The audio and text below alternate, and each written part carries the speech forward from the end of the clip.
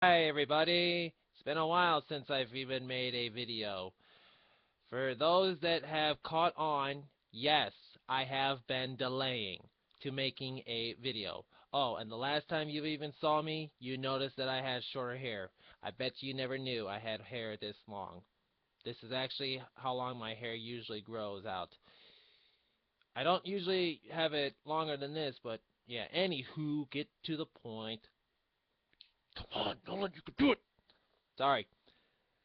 So the last time people have watched my puzzle video was me doing the Lucky Clover puzzle, which people had said was a level 10 difficulty, but knowing my incredible awesomeness, I have the brain to solving things.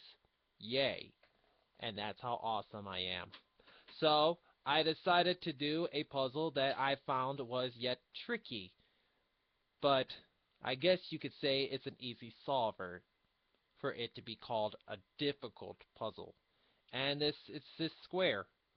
So what is it exactly? It's four identical pieces, two of which are brass and two are steel, and they have a pin on each one of them that basically, let's just use these pins for instance, they're actually doing this.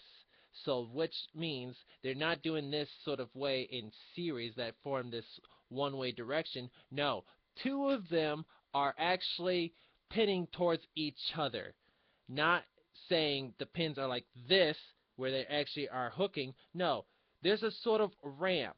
That's the hint you want to know. There's a ramp that basically is where they're just slid into until it just hits against some sort of blockage. And that basically is what's keeping the puzzles from them being separated. So, how do you solve it?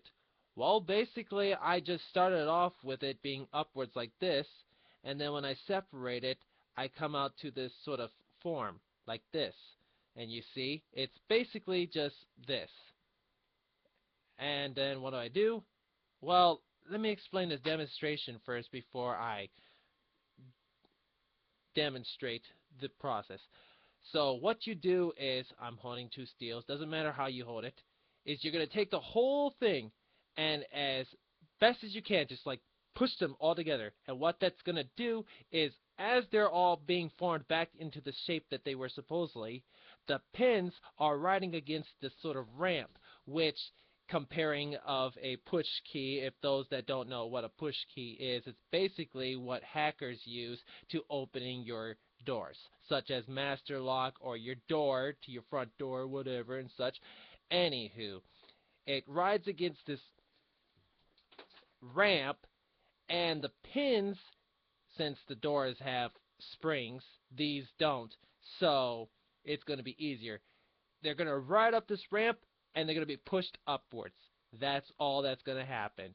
So what I'm going to do is basically get these pins so that they're pushed outwards, and since this is going to be held up like this, they're going to be pushing, you know, inwards of the piece, so they're not going to be able to come back out, or sticking out, I mean. And then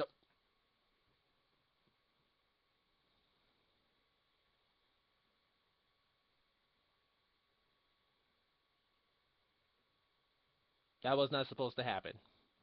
You notice my long pause, and I got these ones that I still got to do. I know, I'm going on a fail video. Whatever. Go me! So, start again. You're probably asking me how I actually keep myself calm while having these mistakes. Hey, have you checked out any of my other videos? You know, me goofing off? That's how. It's amazing what I could do.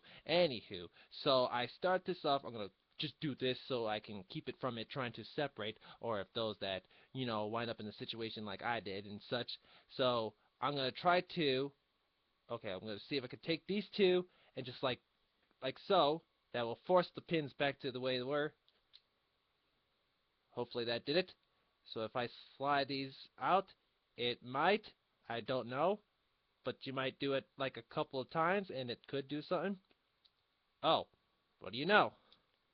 They came apart, just like I thought they would do. But now how do you put them back together?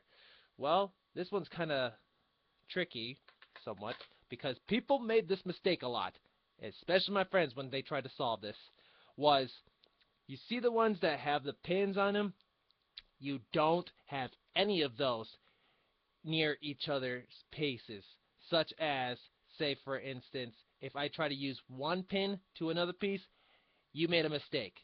If you use two pins, of course you made a mistake. Now, why would you think you didn't make a mistake? What you're going to do is you're going to find the ones that don't have pins, so that means we're going to call them blanks, and we're going to put those pieces together. And what that's going to do is they're going to move freely, because if you have any pins with another one, you're screwed. You do this, you repeat it for the other one. And like so. Also, it doesn't actually matter how you put the pieces back together if you are too lazy. Anywho, so you take the two pieces. I'm just going to have mine, sort of adjacent to each other. And I'm keeping these straight up. And I got to use a finger of mine to basically push in the pins.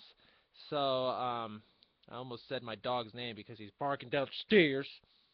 Not that dog, you dirty minds. What am I saying? You take these pieces then, and you keep them held up.